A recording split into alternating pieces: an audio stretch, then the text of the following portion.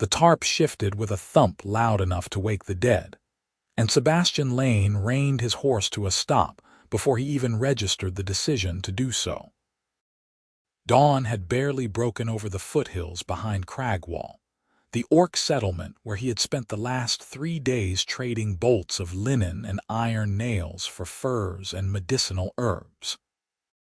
The wagon road stretched empty in both directions, rutted dirt between stands of pine that still held shadows in their depths. Sebastian sat motionless on the driver's bench, one hand on the reins, and the other already reaching for the long knife he kept tucked beside his seat. Bandits were not common this close to town, but neither were they unheard of. Another thump. From inside the wagon bed, he climbed down slowly, boots hitting the dirt without sound. 20 years of living by trade and travel had taught him to move quietly, to observe before acting, to keep his face blank no matter what his gut told him. His gut was currently suggesting that whatever hid among his carefully packed crates was probably going to cost him either money or time, and likely both. Sebastian walked around to the back of the wagon and gripped the edge of the weathered tarp. He paused, listening. Shallow breathing, barely audible over the morning breeze. Definitely not a wild animal then. He pulled the tarp back in one smooth motion. Green eyes stared up at him from a face the color of spring leaves. An orc girl, maybe 19 or 20, lay curled between 2 crates of pottery, her dark hair tangled with bits of straw. She wore a nightdress that had once been white but was now smudged with dust and wagon grease, and her feet were bare. Small tusks jutted from her lower lip, and her pointed ears twitched as she met his gaze without flinching. They looked at each other in silence. Sebastian's mind catalogued the situation with the same methodical calm he brought to tallying his inventory. Young orc woman, clearly hiding. Dressed for sleep, not travel. No supplies, no shoes, no coat despite the autumn chill running from something. "Please," she said, and her voice cracked on the word. "Please do not turn back." Sebastian looked past her at the road behind them. Cragwall sat perhaps 2 miles distant now, smoke from morning cook fires just beginning to rise above the timber palisade. He looked back at the girl. She had pushed herself into a sitting position, and he could see she was shaking, though whether from cold or fear he could not tell. He should turn back. Whatever trouble she carried with her, it was not his concern. He had a schedule to keep. Goods to deliver to 3 different towns before the first snow closed the northern pass. He had built his life on routine and reliability, on being the human trader who asked no questions and caused no problems. Taking in a runaway, orc girl violated every principle that had kept him safe and solvent for the better part of 2 decades. Sebastian pulled his heavy wool coat from behind the driver's seat and tossed it to her. "Put that on," he said. His voice came out rougher than he intended, gravel and disuse. "Stay quiet and stay down. We will talk when we are farther from town." The girl caught the coat with both hands, staring at him as though he had just performed a miracle. "Thank you," she whispered. "Thank you. I will not be trouble. I promise I will not." "Quiet," Sebastian said, not unkindly. He secured the tarp again, leaving one corner loose for air, then climbed back onto the driver's bench. He picked up the reins and clicked his tongue, and the old mare resumed her steady plod northward. His heart was beating faster than the situation warranted, and he told himself it was simple wariness. Helping strangers led to complications. Complications led to delays, expenses, entanglements. He had learned long ago to keep his world small and predictable, yet he did not turn the wagon around. The sun climbed higher as they traveled. Sebastian kept the mare to her usual pace, neither hurrying nor dawdling. The road followed the valley floor here, passing through farmland that grew sparser the farther they went from Cragwall's influence. He saw no one else on the road, which was both a relief and a concern. If someone came looking for the girl, an empty road meant they would be easy to spot. When they reached a fork where a smaller trail branched off toward a creek, Sebastian guided the wagon off the main road and into the cover of the trees. He stopped in a small clearing where the creek burbled over smooth stones, then set about unhitching the mare and letting her drink. Behind him, he heard the tarp rustle. The girl emerged slowly, his coat wrapped around her shoulders like a blanket. In full daylight, Sebastian could see the fear that lingered in her eyes, the tension in her posture. She looked ready to bolt at any moment.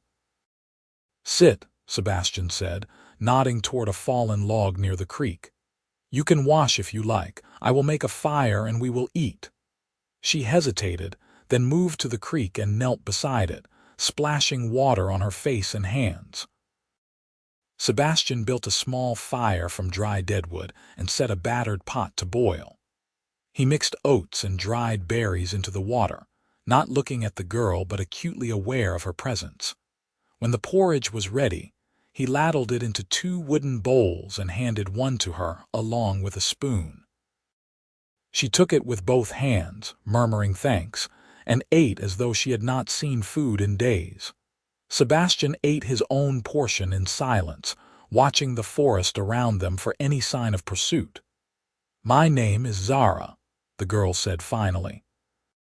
She had finished eating and now sat with the empty bowl in her lap, her fingers worrying at its rim. "Zara Zhikova," Sebastian nodded. "Sebastian Lane, you are a trader." "Yes. Where are you going?" "North. 3 stops, Milford Crow's Rest and Highfield." Zara absorbed this, her green eyes distant. "That is far from Cragwall." "Yes." She looked at him directly then, and Sebastian felt something shift in his chest at the raw hope in her expression. "Will you take me with you? I can work. I am strong, I can help load and unload, I can cook and clean." "I will not eat much." "I will." "Why were you hiding in my wagon?" Sebastian interrupted. His voice was calm, but he needed to know what manner of trouble followed this girl. Zara's hands tightened on the bowl. "My father arranged a marriage for me, to Durgash Ironhand, a merchant from another clan. I never agreed to it.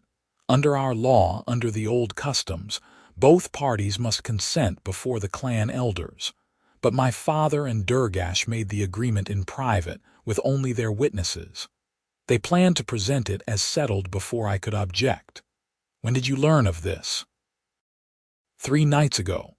I heard my father and Durgash talking outside our home. The ceremony was to be yesterday at sunset." She swallowed hard. "I waited until everyone slept, and then I ran. I hid in the trade quarter, watching for a merchant who might be leaving at dawn. Your wagon was packed and ready. I am sorry I did not ask. I was afraid you would refuse." Sebastian considered this. Arranged marriages were common enough among orcs and humans alike, but consent was generally expected, at least in principle. If what Zara said was true, her father had attempted to bypass custom for his own benefit. "What will your father do when he finds you gone?" "He will look for me. And Durgash will help him look, because his honor is offended now." Zara's voice dropped.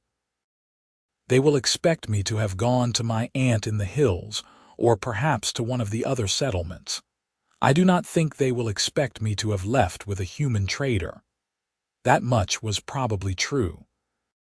The idea of an orc girl running away with a human would strike most as absurd, possibly even insulting.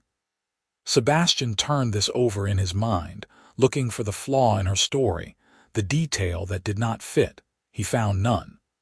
And more troubling still, he found that he wanted to believe her. "If they find you, they could claim I abducted you," Sebastian said. "That would mean trouble for both of us. I will tell them the truth, that I chose to leave, that you did not know I was there until we were already away from town. Your father may not care about the truth if his plans are ruined." Zara's shoulders sagged. You are right. I have put you in danger. I am sorry. You can leave me here. I will find my own way. She started to rise, and Sebastian felt a sharp, unexpected panic at the thought of her walking away into the forest alone, barefoot and underprepared. "Sit down," he said, more sharply than he meant. She sat. Sebastian poured himself water from his canteen and drank, buying time to think. The smart choice was clear. Take her back to Cragwall, explain the situation, and let her people sort it out.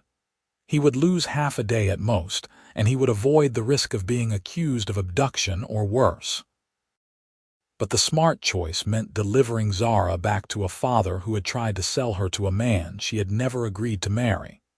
It meant abandoning her to a future she had risked everything to escape.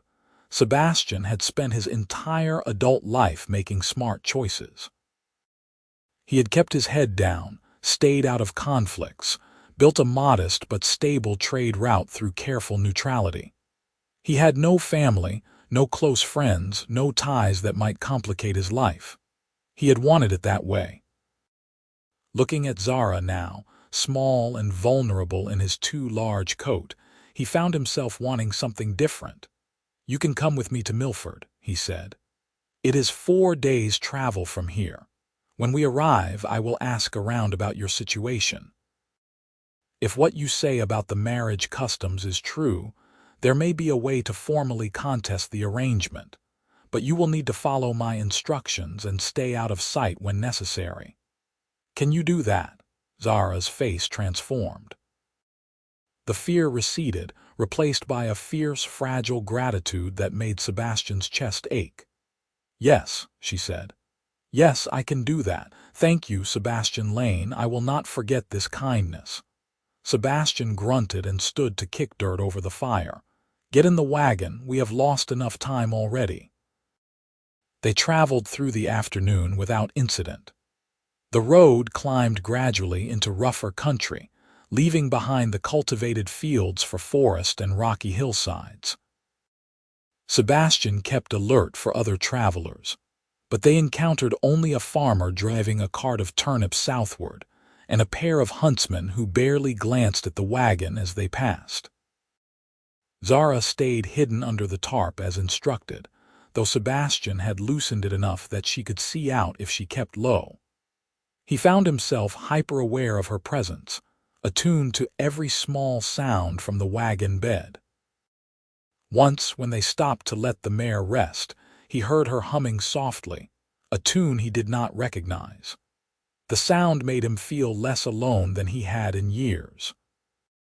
As the sun began its descent, Sebastian guided the wagon off the road to a campsite he had used before, a level spot sheltered by an overhang of rock. He set up camp with practiced efficiency while Zara emerged from the wagon and helped without being asked, gathering firewood and filling his pot from a nearby spring. They ate a simple meal of hard bread, dried meat, and the last of the porridge. The night grew cold, and Sebastian laid out his bedroll near the fire, then pulled a second blanket from his supplies and handed it to Zara. "You can sleep in the wagon if you prefer," he said. "It will be warmer than the ground. What about you? I have slept in worse places." Zara looked at him for a long moment, her expression unreadable in the firelight. "You are not what I expected," she said. "What did you expect?" "I do not know. Someone louder, maybe. Someone who would demand to know everything immediately or who would be angry at the inconvenience." She pulled the blanket around her shoulders. "You are very quiet. Talking does not solve problems. Sometimes it helps." Sebastian prodded the fire with a stick, sending sparks spiraling into the darkness. "Sleep," he said. "We leave at first light." Zara climbed into the wagon, and after a few minutes, Sebastian heard her breathing slow and deepen. He sat by the fire for another hour, watching the flames and thinking about the choices that had led him here. He had been 19 when he left his family's farm to become a trader, driven by a restlessness he could not name and a desire to see what lay beyond the narrow valley where he had been born. The work had suited him. He liked the solitude of the road, the simplicity of exchange and barter, the way each transaction had clear terms and expectations. He had no talent for charm or persuasion, but he was scrupulously fair, and that had earned him a reputation that kept customers coming back. Somewhere along the way, solitude had hardened into isolation. He had stopped trying to connect with the people he traded with, stopped lingering in taverns to hear gossip and stories. He completed his transactions and moved on, a ghost passing through other people's lives without leaving a mark. Zara was the first person in longer than he could remember to look at him and see someone worth thanking. Sebastian lay down on his bedroll and pulled his coat over himself. The ground was hard and the night was cold, but he had endured worse. Above him, stars wheeled in their eternal paths, indifferent to the small dramas of mortals below. He fell asleep thinking of green eyes meeting his in the gray dawn light. The second day passed much like the first, though Zara grew bolder as the distance from Cragwall increased. She sat up in the wagon bed with the tarp pulled back, watching the landscape roll past. Sebastian found himself stealing glances at her when he thought she was not looking, noting the way her ears twitched at sudden sounds, the way she smiled at the sight of a deer bounding across the road. "Did you always want to be a trader?" she asked around midday. Sebastian considered the question. "No," he said finally. "When I was young, I thought I would be a soldier, but I was too young for the last war and too old for peace to feel like a waste. So you chose the road instead." "The road chose me. I am not suited for staying in one place." Zara was quiet for a moment. "I think I understand that. Cragwall always felt too small, too closed. Everyone knows everyone, and everyone has expectations about who you should be and what you should do."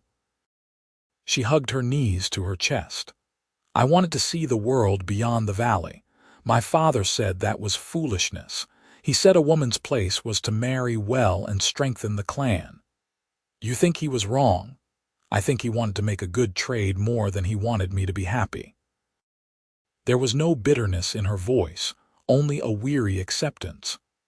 "Durgash offered a good bride price and an alliance with his clan. To my father, that was worth more than my consent." Sebastian's hands tightened on the reins.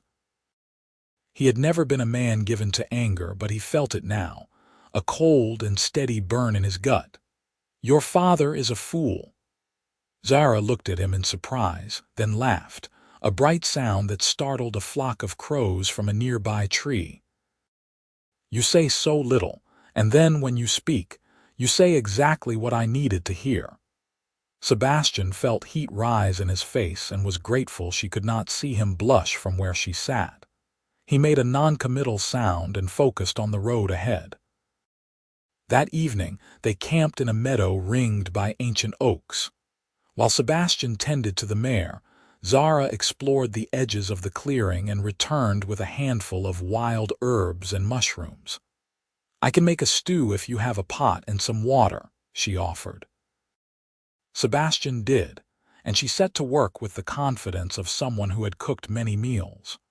The result was far better than anything he would have made himself, rich and savory with a depth of flavor that reminded him distantly of his mother's cooking.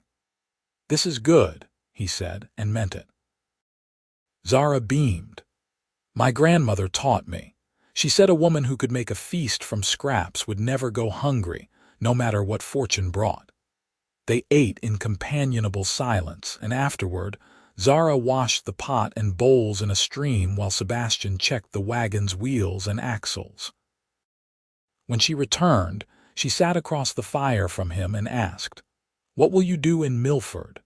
"Deliver fabric to a seamstress named Marta Cullens, trade spices to the innkeeper, and sell the rest of the furs to whoever offers a fair price." "And me?" Sebastian met her eyes across the flames. "We will find someone who knows the law, an elder or a magistrate, someone who can advise us on how to formally contest the marriage arrangement. What if no one will help? What if they say it is a matter for orcs to settle among themselves? Then we go to Crow's Rest and try there. And if that fails, we try Highfield. Sebastian paused. I will not take you back unless you choose to go. Zara's eyes shone with emotion. Why are you doing this? You do not know me. I have brought you nothing but risk and trouble. Sebastian looked into the fire, searching for words that did not come easily. I do not know, he said at last, and it was the truth. He could not have explained, even to himself, why this particular stranger had slipped past all his carefully maintained defenses. He knew only that the thought of failing her was unbearable. Zara seemed to accept this answer. She pulled his coat tighter around herself and smiled. Then I will try not to make you regret it. Too late for that, Sebastian said, but there was no heat in it, and Zara laughed.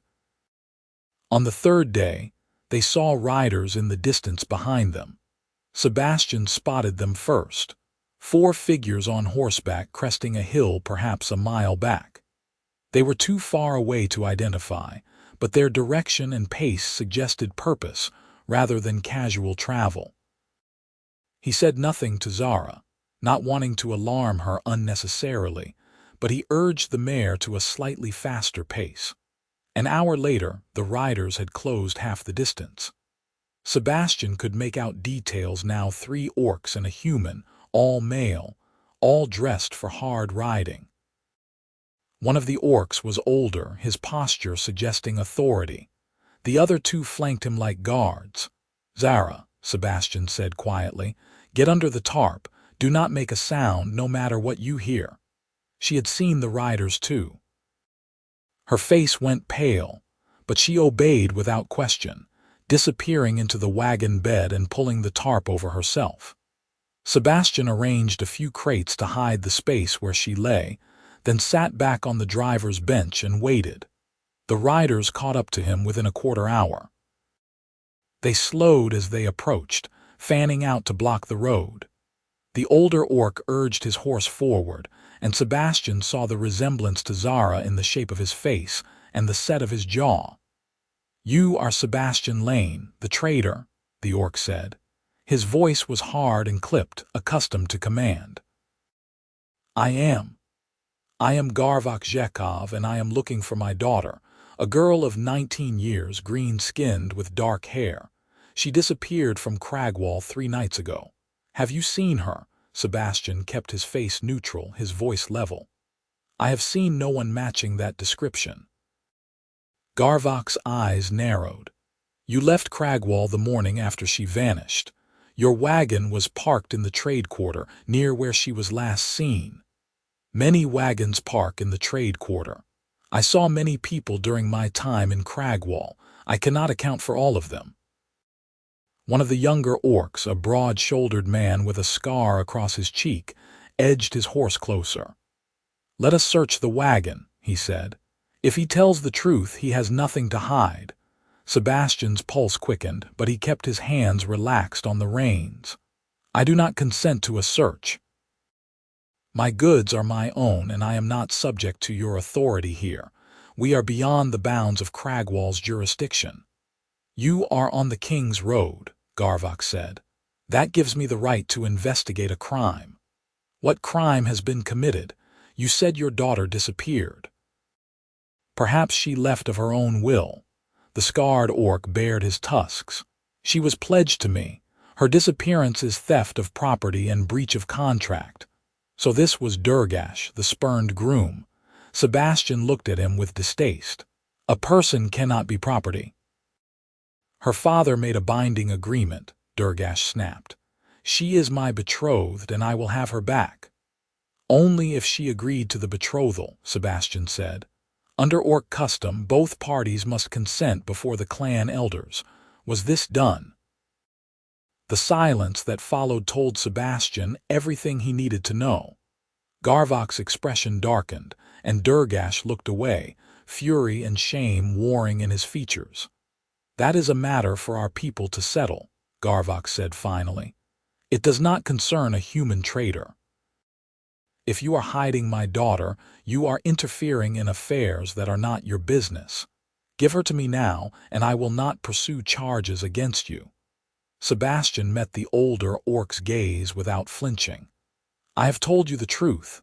I have not seen your daughter. If you do not believe me, you are welcome to take your complaint to the magistrate in Milford. But I will not submit to a search based on suspicion alone." For a long, tense moment, he thought Garvok might order his men to search the wagon anyway. The human rider, who had been silent until now, moved his hand to the hilt of his sword. Sebastian calculated his chances of escape and found them grim. He had no weapon beyond his belt knife, and the mare pulling his wagon was built for endurance, not speed. But Garvok was not a fool, and he recognized the danger of escalation. If he seized Sebastian without clear evidence, he risked a diplomatic incident. Human and orc settlements maintained an uneasy peace, and violations of that peace had consequences for everyone involved. "We will speak to the magistrate in Milford," Garvok said at last. "And if I discover you have lied to me, traitor, I will see you punished for it. A man who aids a runaway daughter is complicit in her dishonor. A daughter who runs is escaping dishonor, not creating it," Sebastian said. The words came out before he could stop them, sharper than he intended. Durgash snarled and reached for his weapon, but Garvok raised a hand to stop him. The older orc studied Sebastian with cold appraisal. "You speak boldly for a man alone on the road. I wonder what gives you such confidence." Sebastian said nothing.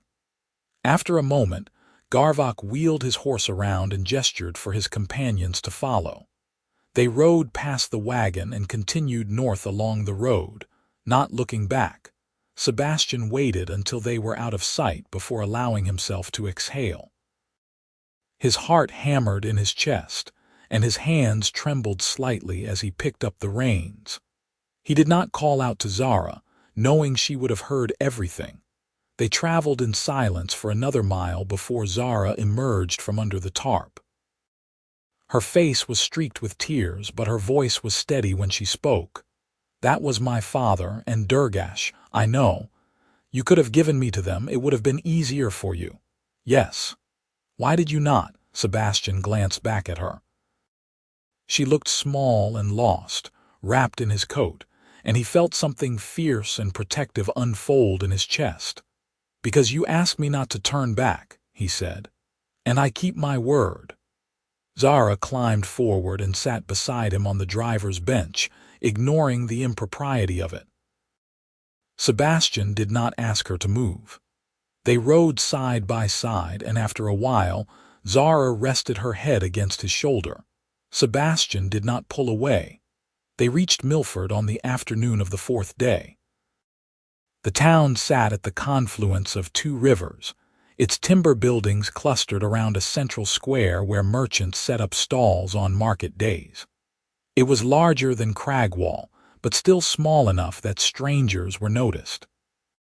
Sebastian found lodging at an inn called the River's Rest, paying for a private room for Zara and a space in the common room for himself. The innkeeper, a stout woman named Helga, raised an eyebrow at the sight of the orc girl in Sebastian's company, but said nothing beyond asking for payment in advance. Once Zara was settled in the room, Sebastian went to find the magistrate. Milford was governed by a council of elders, but legal disputes were adjudicated by a retired soldier named Marcus Thorne who served as the town's lawkeeper. Sebastian found him in a small office near the square, poring over a ledger by candlelight. Marcus was a man in his 60s, gray-haired and lean, with the scars of old battles visible on his hands and face. He listened without interruption as Sebastian explained the situation, his expression giving nothing away. When Sebastian finished, Marcus leaned back in his chair and steepled his fingers. "You are asking me to rule on a matter of orc custom," he said. That is not my area of expertise. I am asking you to clarify what the law requires. If Garvik Zhekov claims his daughter was validly betrothed, but the betrothal did not follow proper custom, is the arrangement binding? Among orcs, I cannot say. Their laws are not codified the way ours are. They rely on tradition and the judgment of their elders. Marcus frowned. What does the girl say? She says she never consented, that her father and the groom arranged everything in secret, intending to present it as settled before she could object. And you believe her? Sebastian met the older man's gaze. Yes, Marcus sighed. Then here is what I can tell you. Under the king's law, a marriage requires the free consent of both parties. If the girl did not consent, and if her father cannot prove otherwise, then she is not bound to the arrangement. However, enforcing that protection depends on the girl's willingness to testify and on finding someone with the authority to hear her case. Can you hear it? I can if the father agrees to bring the matter before me, but I suspect he will not. He will argue this is an internal matter for his clan, and that my interference is an overreach. Marcus drummed his fingers on the desk. There is another option. Among the orcs, disputes can be resolved by appeal to a neutral elder from another clan. If the girl can find such an elder and convince them to hear her case, their judgment would carry weight even in her father's eyes. Where would we find such an elder? There is an orc settlement 2 days west of here in the foothills. Crow's Rest, I think it is called. They have a respected elder named Morgana who has mediated disputes before. If you can reach her and persuade her to help, she might be able to resolve this peacefully. Sebastian absorbed this. Crow's Rest was already on his route, though he had planned to approach it from the north after visiting Highfield. Going there directly would mean rearranging his schedule, but it was a small price to pay if it gave Zara a chance at freedom. Thank you, Sebastian said. I will take your advice. Marcus nodded. One more thing, trader. The girl's father and the groom are in town. They arrived this morning and have been asking about you. I have told them nothing, but they will find you eventually. If you mean to leave, do it soon. Sebastian returned to the inn and found Zara pacing the small room. She stopped when he entered, her eyes searching his face for answers.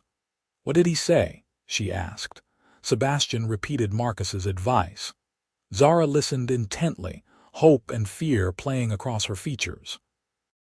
When he finished, she said, Do you think this Morgana will help me? I do not know, but it is worth trying. What if my father finds us before we reach Crow's Rest? Then we deal with him. Sebastian hesitated, then added, I will not let him force you into anything, Zara. I promise you that. Zara crossed the room and took his hand in both of hers. Her skin was warm, her grip firm. I believe you, she said softly. I do not know why, but I do. Sebastian looked down at their joined hands. He should pull away, maintain the distance that had always protected him. Instead, he tightened his grip and let himself feel the simple comfort of her touch. We leave at dawn, he said. Get some rest. They departed Milford before sunrise, slipping out of the inn while the town still slept. Sebastian had completed his business the evening before, selling his goods to Marta Cullens, and the innkeeper at prices slightly lower than he would have liked but fair enough for a quick transaction. He purchased supplies for the journey west and repacked the wagon with Zara's help.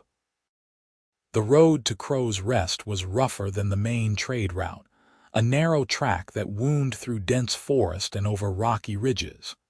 They traveled in silence for the most part, both of them listening for sounds of pursuit. Sebastian kept the mare at a steady pace, neither rushing nor dawdling. By midday, they had seen no sign of Garvik or his men, and some of the tension eased from Zara's shoulders. She began to talk again, asking Sebastian about his travels, the towns he had visited, the people he had met. He answered in his usual terse manner, but he found himself offering more details than he normally would, drawn out by her genuine curiosity. "Have you ever been to the coast?" she asked at one point. "Once, 10 years ago. I traded in a fishing village called Salthaven.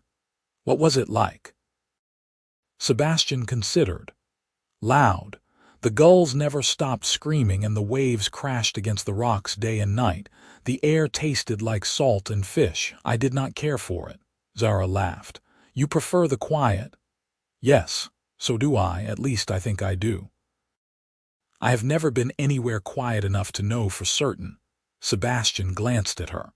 "Cragwall was not quiet. Not in the way I wanted. There was always noise, always people, always someone watching and judging. I wanted silence that felt like peace, not silence that felt like holding my breath." She looked out at the forest around them. "This feels peaceful." Sebastian understood exactly what she meant, and the fact that she could put it into words moved something in him that he had thought long dormant. They camped that night in a sheltered hollow beneath a stand of pines. Zara made another stew from their supplies, and they ate by firelight, talking about small things, safe things. Sebastian found himself relaxing in her presence. The constant vigilance he maintained around others softening into something gentler. After they finished eating, Zara moved to sit beside him instead of across the fire. She sat close enough that their shoulders touched, and Sebastian did not move away. They watched the fire in silence, and when Zara's head began to nod with sleep, Sebastian guided her to the bedroll he had prepared for her and draped a blanket over her shoulders. "Thank you," she murmured, already half asleep. "Sleep," Sebastian said, and the word came out almost tender. He sat by the fire long into the night, keeping watch and thinking about the ways his carefully ordered life had come undone. He should regret taking Zara in. He should resent the complications she had brought, the danger she represented.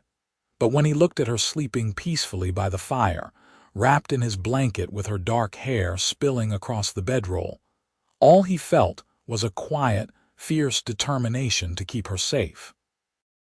It was a feeling he had not allowed himself in years, and it terrified him. They reached Crow's Rest late in the afternoon of the second day. The settlement was smaller than Cragwall, a cluster of stone and timber buildings built into the side of a hill. Orchards and vegetable gardens surrounded the main structures, and Sebastian could see orc farmers working the fields with the easy efficiency of long practice. A pair of orc guards met them at the entrance, but their demeanor was more curious than hostile. Sebastian explained that they sought an audience with Morgana, the elder, regarding a dispute that required mediation. The guards conferred briefly, then directed them to a longhouse at the center of the settlement. Morgana was a woman of perhaps 70 years, her green skin marked with the deeper creases of age and her tusks worn smooth. She sat in a carved wooden chair near a central hearth, and her eyes were sharp and assessing as Sebastian and Zara approached. "Sebastian Lane, trader, and Zara Jakova of Cragwall," Sebastian said, inclining his head respectfully. "We come seeking your wisdom and judgment in a matter of custom and consent." Morgana gestured for them to sit. "Speak, then. I will listen." Zara told her story from the beginning, her voice steady despite the emotion that flickered across her face. She described the secret arrangement between her father and Durgash, her discovery of their plans, her flight from Cragwall. She explained her belief that the betrothal was invalid because she had never consented before the clan elders, as tradition required. Morgana listened without interruption. When Zara finished, the elder turned her gaze to Sebastian. "And you, traitor, what is your role in this?" "I gave her passage when she asked for it," Sebastian said. "I have helped her seek a resolution that respects both custom and her freedom. You are human. This is not your concern." She made it my concern when she trusted me to help her. Morgana's expression softened slightly. You speak with conviction. That is rare in one who deals in goods and gold. She turned back to Zara. Your father will say that his authority as head of your family gave him the right to arrange your marriage. How do you answer that? I say that authority without consent is tyranny, Zara said. Our customs exist to protect us, not to bind us. If a betrothal can be made without the consent of both parties, then it is not a betrothal but a sale. Strong words. Morgana leaned back in her chair. Do you understand the consequences of what you are asking? If I rule in your favor, you will be free of this arrangement, but you will also be estranged from your father and your clan. You will have no family to support you, no home to return to. Can you bear that? Zara met the elder's gaze without flinching. I can. I would rather be alone and free than bound and miserable.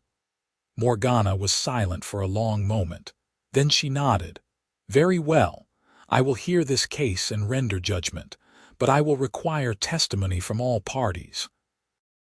Your father and the man he chose, for you must be given the chance to speak their own truth. They are in Milford, Sebastian said, or they were 2 days ago. Then send word. Tell them that Morgana of Crow's Rest has agreed to mediate their dispute, and that both sides will be heard according to the old customs. If they refuse to come, their refusal will be taken as an admission that their claim lacks merit. Sebastian nodded. I will send a messenger at first light. Until this is resolved, the girl may stay here under my protection. No harm will come to her within these walls. Morgana looked at Zara with something like approval. You have courage, child. Whatever the outcome, you have done honor to yourself. Zara's eyes filled with tears. Thank you, elder. I will not forget your kindness. Morgana waved a hand dismissively. Save your thanks for after the judgment. We have not yet begun the hard part. Sebastian and Zara were given a small guest house near the edge of the settlement. It had 2 rooms, one for sleeping and one for cooking and eating, with a hearth and simple furnishings. After they settled in, Sebastian went to arrange for a messenger to carry word to Milford, while Zara remained behind to rest. When he returned, he found her standing by the window, looking out at the orchards. She turned as he entered, and he saw the worry in her eyes. What if they do not come? She asked. Then Morgana will rule in your favor by default, as she said. And if they do come and she rules against me? Sebastian crossed the room to stand beside her. Then we leave. We go somewhere your father cannot reach you and we start over. You would do that. Give up your trade route, your life for me. Sebastian looked at her, really looked at her, and saw the woman who had stowed away in his wagon with nothing but hope and desperation. He saw her courage, her kindness, her refusal to accept a future that others had chosen for her. And he saw the way she looked at him as though he were someone worth believing in. Yes, he said simply. I would. Zara's breath caught. She reached up and touched his face, her fingers gentle against his cheek. Why? She whispered. Why would you risk so much for me? Sebastian had spent his entire life avoiding this moment, avoiding the vulnerability of honesty. But standing here with Zara, her hand warm against his skin, he found he could not lie. Because you matter to me, he said. The words felt clumsy, inadequate, but they were all he had. I do not know when it happened or why. I only know that the thought of you being unhappy is unbearable. Zara made a sound that was half laugh, half sob. I feel the same, she said. About you. You are the first person who has ever made me feel seen, not as a daughter or a bride or a piece of someone else's plan, but as myself. Just Zara. Sebastian cupped her face in his hands, his thumbs brushing away the tears that spilled down her cheeks. Just Zara is more than enough, he said, and then he kissed her. It was a gentle kiss, tentative and sweet, but it held all the words Sebastian could not say. Zara kissed him back, her arms wrapping around his neck, and for a long, perfect moment the world narrowed to just the two of them. When they finally pulled apart, both breathing hard, Zara rested her forehead against his. "No matter what happens with the judgment," she said, "I want to stay with you if you will have me." "I will have you," Sebastian said, "for as long as you want to stay, then I will stay forever." Sebastian held her close, and for the first time in longer than he could remember, he felt like he had come home. The messenger returned 3 days later with word that Garvak and Durgash would arrive the following morning. Morgana set the hearing for noon, to be held in the longhouse before the assembled elders of Crow's Rest and any who wished to witness. Sebastian spent the morning with Zara, helping her prepare her testimony. She was nervous but resolute, and he did his best to steady her with his presence. When the time came, they walked together to the longhouse, and Sebastian took a seat among the witnesses while Zara stood before Morgana. Garvak and Durgash arrived precisely at noon, accompanied by 2 witnesses of their own. Garvak looked older than Sebastian remembered, his shoulders heavy with more than just the burden of travel. Durgash, by contrast, radiated anger and wounded pride. Morgana called the gathering to order and outlined the matter at hand. "We are here to determine whether the betrothal between Zara Zhikova and Durgash Ironhand is valid under our customs, and whether Zara is bound to honor it. Both sides will speak, and I will render judgment based on the law and the truth." She turned to Garvak. "Speak first, father. Explain the arrangement you made and why you believe it is binding." Garvak rose, his voice heavy with reluctance. "I arranged the betrothal in good faith, seeking a strong alliance for my family and a prosperous future for my daughter. Durgash is a man of means and honor. The bride price was generous and the terms were fair. I believed I was acting in Zara's best interest." "Did Zara consent to this arrangement?" Morgana asked. Garvak hesitated. She was not asked directly. "I intended to present the arrangement to her after it was finalized, as is sometimes done when a father fears his daughter may be swayed by youthful foolishness. So she did not consent, not in words. But as her father, I have the authority to make such decisions on her behalf." Morgana nodded slowly. "And you, Durgash Ironhand, what do you say?" Durgash stood, his jaw tight.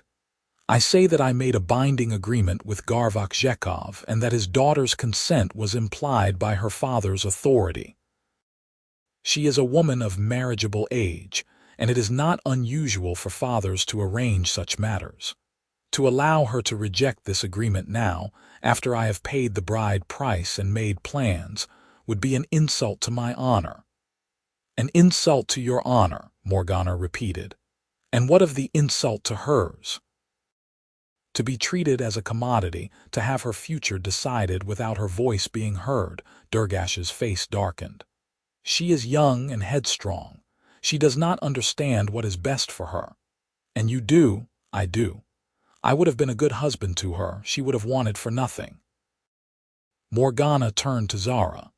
"Child, you have heard what has been said. Now speak your own truth." Zara stood, her voice ringing clear in the longhouse.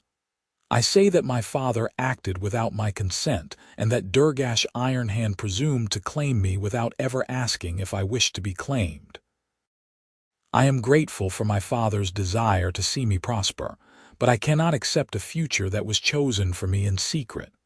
Under our oldest customs, a betrothal requires the free consent of both parties, witnessed by the clan elders.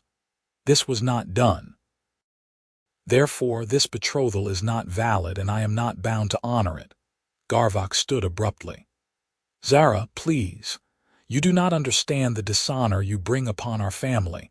If you reject this arrangement, no one will want to marry you. You will be alone." "Then I will be alone," Zara said, her voice shaking but firm.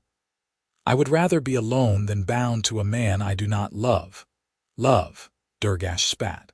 You speak of love as though it were more important than duty and honor. You are a foolish girl who has been corrupted by that human traitor. Sebastian stood before he could stop himself. Zara made her choice before she ever met me, he said, his voice low and dangerous. She chose freedom. I merely helped her find it. You helped her dishonor herself and her family, Durgash snapped. You should be punished for your interference. Enough, Morgana said, her voice sharp. This is a place of judgment, not a place of accusation and anger. All of you sit down. They obeyed, though the tension in the room was thick enough to choke on. Morgana looked at each of them in turn, her expression thoughtful. I have heard all sides, she said at last, and I will now render my judgment. Under the oldest customs of our people, a betrothal requires the free and public consent of both parties, witnessed by the elders of the clan. This consent must be given before any agreement is finalized. Garvok Zhekov, you arranged a marriage for your daughter without securing her consent. Durgash Ironhand, you accepted a betrothal without ensuring that the woman you sought to marry had agreed to it. In doing so, both of you violated the spirit and the letter of our law. Garvok's face went pale. Durgash looked as though he had been struck. Therefore, Morgana continued, I rule that the betrothal between Zara Zhekova and Durgash Ironhand is invalid. Zara is not bound to honor it, and Durgash has no claim upon her. The bride price that was paid should be returned, and both parties should go their separate ways. Elder, please, Garvok began, but Morgana raised a hand. I am not finished. Garvok Zhekov, you acted out of love for your daughter, but you did not respect her autonomy. You owe her an apology and a promise that you will not attempt to control her future again. Durgash Ironhand, you allowed your pride to blind you to the harm you were causing. You owe Zara an apology as well, though I do not expect you to give it. Morgana's gaze softened as she looked at Zara. Child, you are free. You may go where you wish and choose your own path. I hope you find happiness, wherever that path may lead. Zara's knees buckled, and Sebastian was there in an instant, catching her before she fell. She clung to him, sobbing with relief, and he held her tightly, murmuring wordless reassurances. Garvok approached slowly, his expression filled with regret. Zara, he said quietly, I am sorry. I thought I was doing what was best for you, but I see now that I was wrong. I should have listened to you. I should have trusted you to know your own heart. Zara looked at her father, tears streaming down her face. I forgive you, she said, but I cannot come back to Cragwall, not yet, maybe not ever. Garvok nodded, his own eyes shining with unshed tears. I understand. But know that you will always have a home with me if you choose to return. He glanced at Sebastian. Take care of her, traitor. She is precious to me, even if I did not show it well. I will, Sebastian said. It was a vow, and he meant it with every fiber of his being. Durgash left without a word, his face twisted with humiliation and fury. Sebastian watched him go, relieved that the confrontation had ended without violence, but wary nonetheless. Men like Durgash did not let go of their pride easily. That night, Sebastian and Zara sat together in the guest house, processing everything that had happened. Zara was exhausted, emotionally drained, but there was a lightness to her that had not been there before. I am free, she said, as though testing the words. Truly free. You are, Sebastian confirmed. What do we do now? Sebastian had been thinking about that question all day. His original trade route was disrupted, his schedule abandoned. But he found he did not care. The life he had built had been safe and predictable, but it had also been empty. Zara had filled that emptiness with warmth and purpose, and he could not imagine going back to the way things were. We go wherever we want, he said. I can trade anywhere.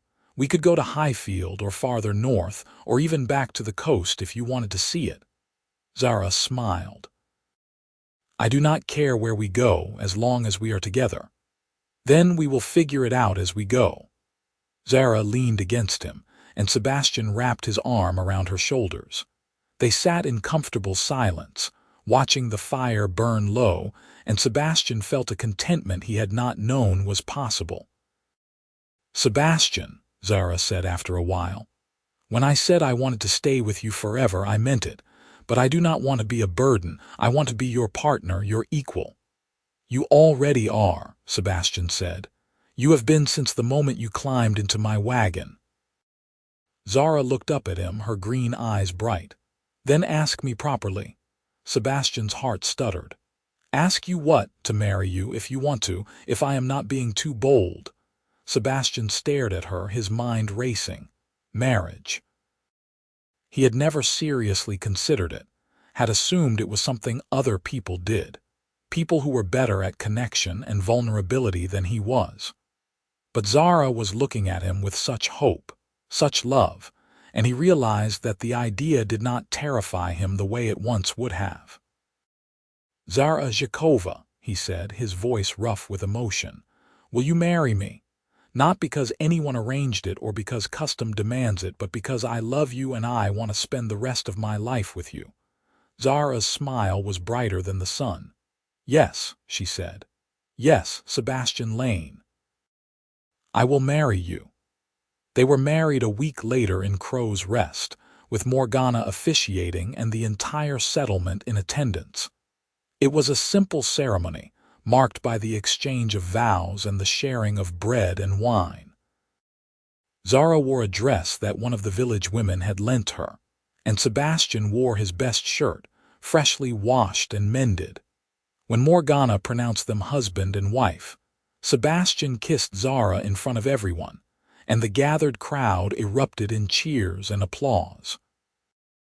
It was the first time in his life that Sebastian had been the center of attention, and he found he did not mind it, not with Zara's hand in his and her laughter ringing in his ears. They stayed in Crow's Rest for another month, helping with the autumn harvest in exchange for room and board. Zara thrived in the community, making friends easily and throwing herself into the work with enthusiasm. Sebastian found himself welcomed as well, his quiet competence earning him respect and his devotion to Zara earning him affection. When the first snow began to fall, they packed the wagon and prepared to leave. Morgana came to see them off, pressing a pouch of coins into Sebastian's hand. For your kindness and your labor, she said, and for proving that love can cross any divide. Thank you, Elder, Sebastian said. For everything, Morgana smiled. Go in peace, both of you, and come back to visit when you can. They promised they would, and then they set off, the wagon creaking beneath the weight of their supplies and the mare's breath misting in the cold air. They traveled north, toward Highfield, where Sebastian still had goods to deliver and contacts to maintain. The journey took a week, and every night they made camp and built a fire and talked about their plans for the future. Zara wanted to learn the trade, to become Sebastian's true partner in business. Sebastian wanted to buy a small farm somewhere, a place they could call home when they were tired of the road. We can have both, Zara said one night as they lay together beneath the stars. We can trade in the spring and summer and farm in the fall and winter.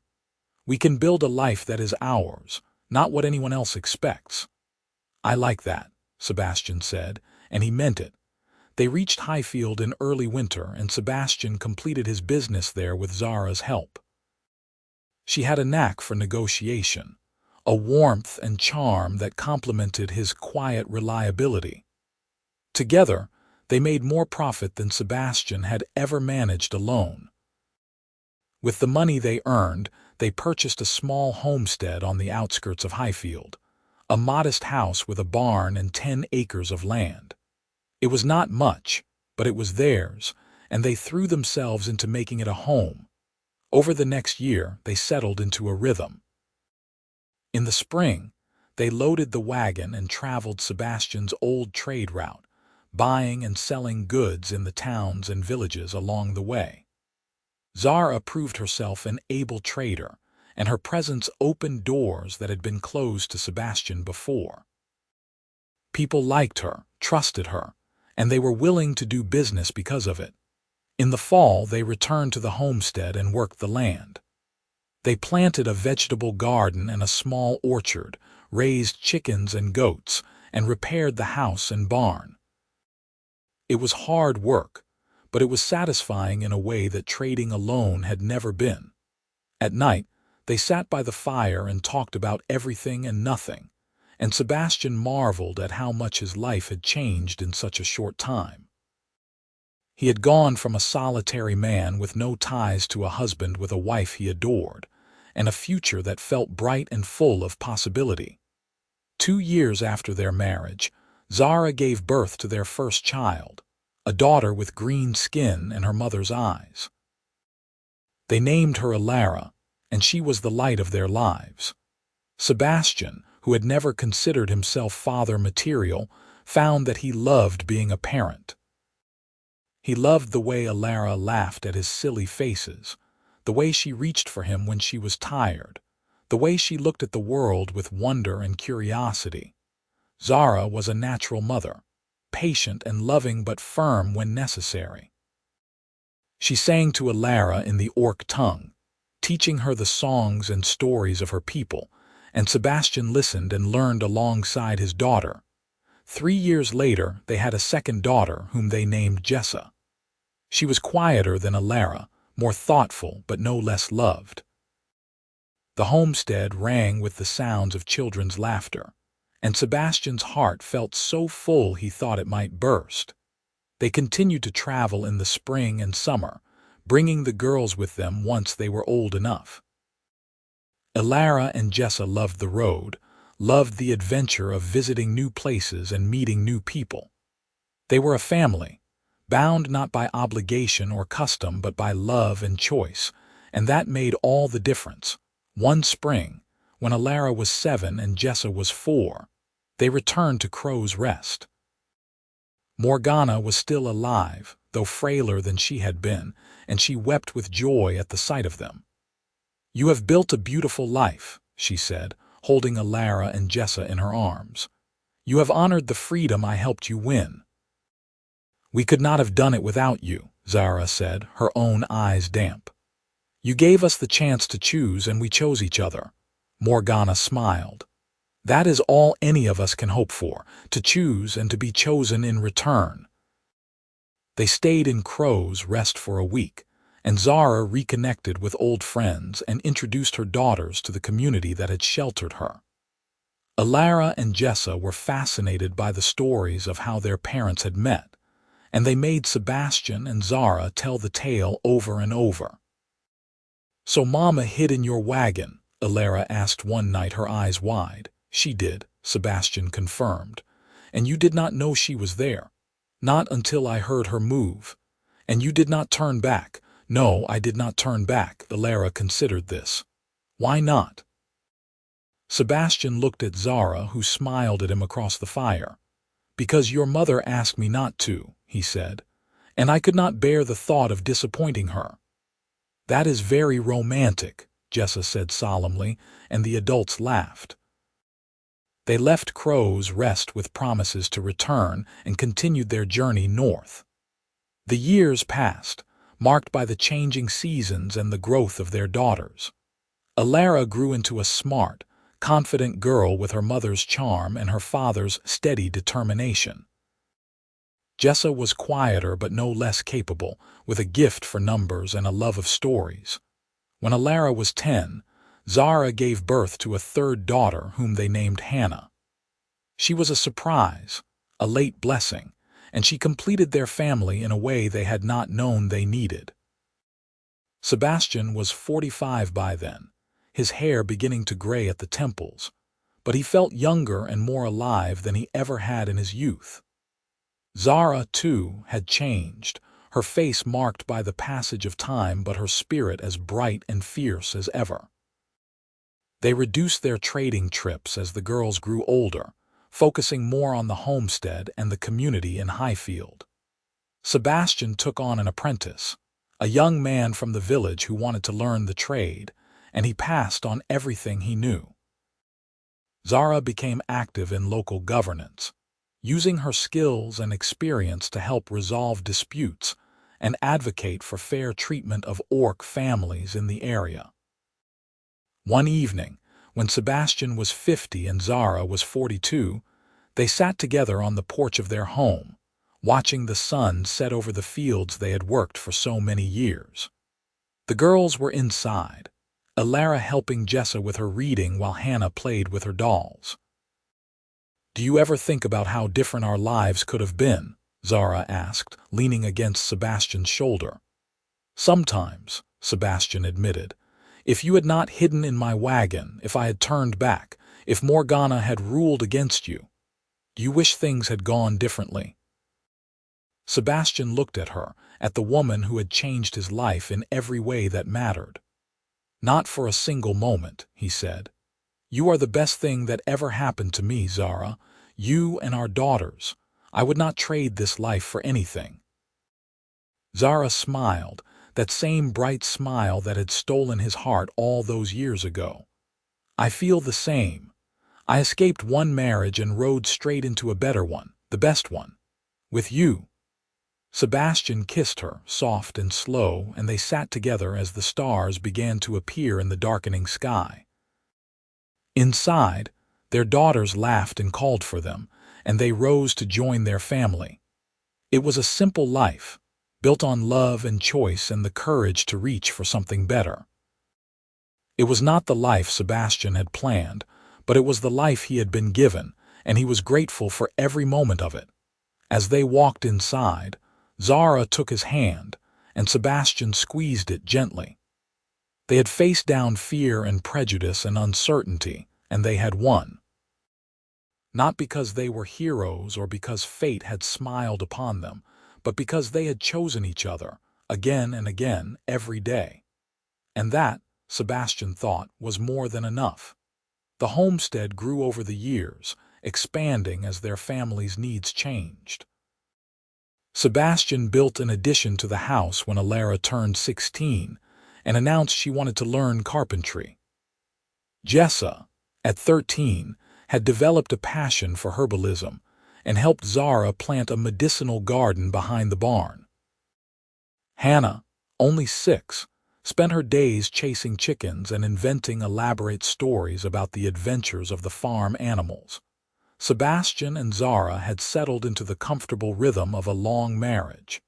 Their bond deepened by shared history and the countless small kindnesses they exchanged each day. They still traveled occasionally, though now it was more for pleasure than necessity. The apprentice Sebastian had trained, a capable young man named Thomas Reed, had taken over most of the trading routes, paying Sebastian a small percentage in exchange for the use of his contacts and reputation. One autumn morning, when the leaves had turned gold and red, and the air carried the first hint of winter's approach, a rider arrived at the homestead. Sebastian was mending a fence when he saw the figure approaching, and his heart sank as he recognized the colors the rider wore, the blue and green of Cragwall. Zara emerged from the house, wiping her hands on her apron, and her face went pale when she saw the rider. It had been more than 15 years since they had heard from anyone in her old settlement. Sebastian moved to stand beside her, his hand finding hers. The rider dismounted and bowed respectfully. He was young, perhaps 20, with the green skin and tusks that marked him as orc. "Are you Zara Jakova?" he asked. "I am Zara Lane now," Zara said, her voice steady despite the tension Sebastian could feel in her grip. "What brings you here?" "I carry a message from your father, Garvuk Zhekov. He is ill, my lady. The healers say he has not long to live. He asks that you come to see him if you are willing." Zara's breath caught. Sebastian squeezed her hand, offering silent support. "How ill?" she asked. "Very ill. He collapsed 3 weeks ago and has not risen from his bed since. He drifts in and out of consciousness, but when he is lucid, he speaks of you. He wishes to see you one last time." Zara looked at Sebastian, her eyes filled with uncertainty. "I do not know if I can face him," she whispered. "After all this time." "You do not have to go if you do not want to," Sebastian said quietly. "But if you do, I will come with you." Zara closed her eyes, wrestling with the decision. When she opened them again, her expression was resolved. "I will go," she said. "He is still my father despite everything. I need to see him." She turned to the messenger. "Tell him I am coming. We will leave tomorrow at dawn." The messenger bowed again and departed. Zara and Sebastian spent the rest of the day preparing for the journey. Ilara, who was old enough to understand, offered to stay behind and look after her younger sisters. "Go, Mama," she said, hugging Zara tightly. "You need to do this. We will be fine." The journey to Cragwall took 5 days. Sebastian drove the wagon while Zara sat beside him, lost in thought. She spoke little, and Sebastian did not press her. He knew she was preparing herself for a reunion she had never expected to have. Cragwall had changed in the years since Zara had fled. The settlement had grown, new buildings springing up along the outskirts, and the timber palisade had been reinforced with stone. But the heart of the town remained the same, and Zara navigated the streets with the ease of someone returning home.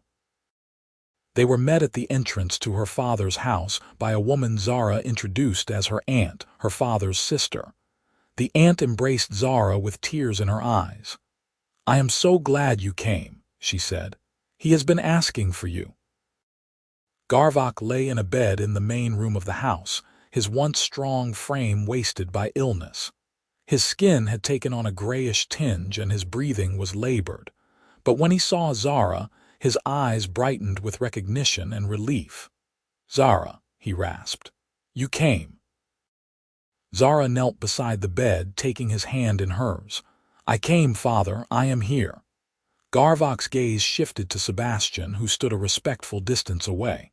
"And you brought your husband, the traitor who helped you escape." "He is more than that," Zara said.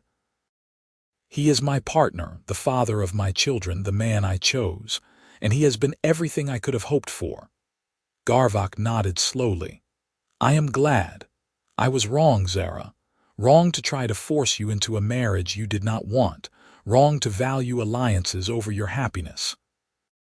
I have regretted it every day since you left. I know, father, and I forgave you a long time ago." Tears slid down Garvok's weathered cheeks. "I do not deserve your forgiveness, but I am grateful for it nonetheless." He coughed, and his aunt stepped forward with a cloth to wipe his mouth. When the fit passed, he looked at Zara again. "Tell me about your life. Tell me about your children." Zara spent the next hour describing the homestead, her daughters, the life she and Sebastian had built together. Garvok listened with rapt attention, occasionally asking questions, his expression a mixture of pride and sorrow. When Zara finished, Garvok turned his gaze to Sebastian. "Come closer, traitor," he said. Sebastian approached the bed, and Garvok studied him with the same sharp assessment he had shown during their first encounter on the road. "You have kept your promise," Garvok said. "You have taken care of my daughter. You have given her a good life." "She has given me a good life as well," Sebastian said. "I am the one who is grateful." Garvok smiled faintly. "I can see why she chose you. You are a man of honor even if you are not given to many words." He paused, gathering his strength. "I have a request.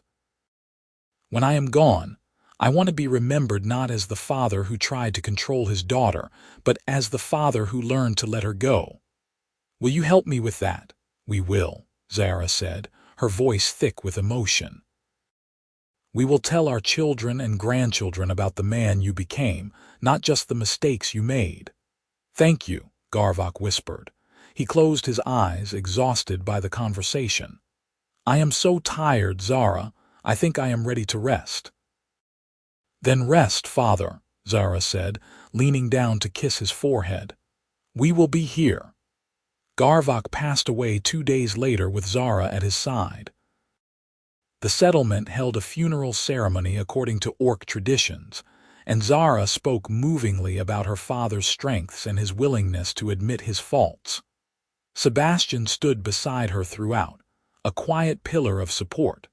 After the funeral, Zara's aunt approached them.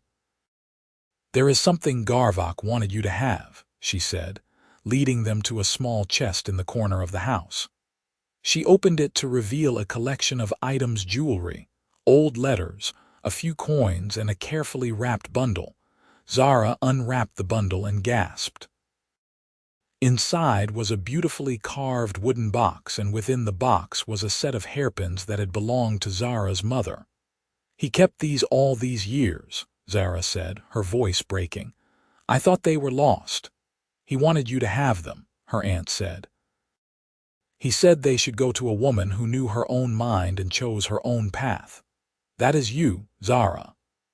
Zara clutched the hairpins to her chest, tears streaming down her face. Sebastian wrapped his arms around her, and she leaned into him, finding comfort in his steady presence. They stayed in Cragwall for another week, helping Zara's aunt settle her father's affairs and reconnecting with extended family. Many of the people Zara had known as a child were curious about her life, and some were openly disapproving of her marriage to a human. But Zara faced them all with grace and dignity, refusing to be ashamed of the choices she had made. On their last day in Cragwall, Durgash appeared. He was older now, his face lined and his hair beginning to thin. He approached Zara in the market square, and Sebastian tensed, ready to intervene if necessary. Zara, Durgash said, his voice devoid of the anger that had marked their last encounter. I heard about your father. I am sorry for your loss. Thank you, Zara said cautiously. Durgash shifted his weight, uncomfortable. I also wanted to apologize. For the way I behaved all those years ago. I was young and proud, and I thought I was entitled to you simply because your father and I had made an agreement. I see now that I was wrong. You deserved better than that. Zara studied him for a long moment. I appreciate your apology, Durgash. It takes courage to admit when you were wrong. I heard you have children now, a family. I do, 3 daughters and a husband who loves and respects me, Durgash nodded. I am glad. You deserve to be happy. He hesitated, then added, I married a few years after you left. My wife is a good woman and we have 2 sons. I have learned what it means to build a partnership, not just claim ownership. I think I am a better man for it. I am glad to hear that, Zara said, and she meant it. Durgash bowed slightly and walked away. Sebastian watched him go, then looked at Zara. Are you all right? I am, Zara said. She slipped her hand into his. I think I have finally made peace with all of this. My father, Durgash, Cragwall, it is all part of my past, but it does not define me anymore. You define yourself, Sebastian said. Yes, Zara agreed, smiling. And I choose to define myself by the life we have built together. They returned to the homestead as winter set in, greeted by their daughters with hugs and laughter.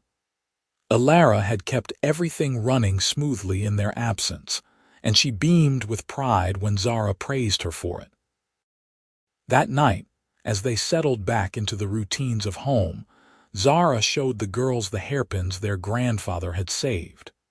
She told them about Garvok, about his mistakes and his redemption, and about the importance of forgiveness and growth. People are not defined by their worst moments, Zara said. They are defined by their willingness to learn and change. Your grandfather made mistakes, but he owned them and asked for forgiveness. That is a lesson worth remembering. The years continued to pass, marked by the milestones of a full and happy life. Alara grew into a skilled carpenter and eventually married a farmer from Highfield, a kind man who adored her. Jessa became a renowned herbalist, her remedies sought after throughout the region. Hannah, the youngest, developed a talent for storytelling and began writing down the tales of orc and human families who had bridged the divide, just as her parents had. Sebastian and Zara grew old together, their hair turning silver and their faces lined with the marks of laughter and hard work. They still sat together on the porch each evening, watching the sun set over the fields they had tended for decades, their hands entwined. One spring evening, when Sebastian was 68 and Zara was 60, she turned to him and said, "Do you remember the day I climbed out of your wagon?" "I remember," Sebastian said. "You were terrified and brave and more beautiful than anything I had ever seen." Zara laughed. "I was a mess, barefoot, covered in dust, with no plan beyond running away." "You were perfect," Sebastian said, "and you still are." Zara leaned her head on his shoulder. "I cannot believe it has been so long. It feels like yesterday and also like a lifetime ago." "It has been a good lifetime," Sebastian said. "The best," Zara agreed. They sat in comfortable silence as the stars began to appear. Inside the house, they could hear the sounds of their grandchildren playing, Alara's 2 sons and Jessa's daughter, visiting for the week. The laughter of the next generation filled the homestead with life and joy. "Thank you," Zara said softly. "For what?" "For not turning back. For giving me a chance. For building this life with me." Sebastian turned to look at her, his heart overflowing with love. "Thank you for hiding in my wagon," he said, "for trusting me, for choosing me every day for all these years." Zara smiled, and in that smile, Sebastian saw the girl she had been and the woman she had become, and he knew that every moment, every choice, every challenge had been worth it. They kissed as the last light faded from the sky, 2 souls bound by love and choice, grateful for the journey that had brought them together and the life they had built. And in the warmth of that kiss, in the comfort of their shared history, they knew that they had found what they had been searching for all along, not just freedom or security or adventure, but each other. It was, Sebastian thought, more than he had ever dared to dream. And it was everything he had ever needed. The orc girl had hidden in his wagon to escape a marriage, and she had ridden straight into a better one. A marriage built on love, respect, and the freedom to choose. A marriage that had given them a family, a home, and a legacy of courage and hope. It was a story worth telling, and Hannah would make sure it was never forgotten. As Sebastian and Zara rose to join their family inside, they paused at the threshold, looking back at the land they had cultivated and the life they had nurtured. The homestead stood solid and welcoming, a testament to everything they had overcome and everything they had achieved. Hand in hand, they stepped inside, closing the door on another perfect day and opening their hearts to whatever tomorrow might bring together. Always together.